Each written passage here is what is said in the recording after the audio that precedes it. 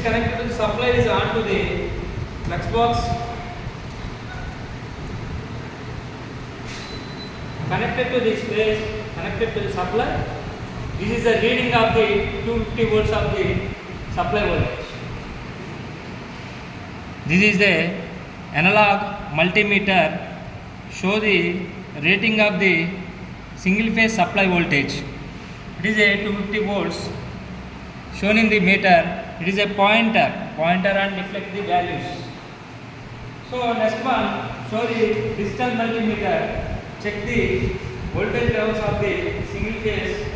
How to check this voltage? Please, this is a water switch connected to the AC supply probe to the set the values. Next, check the voltage levels.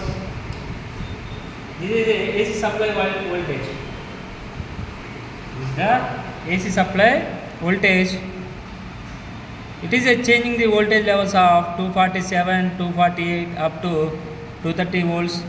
This is the changing the voltage levels of single phase voltage. Thank you.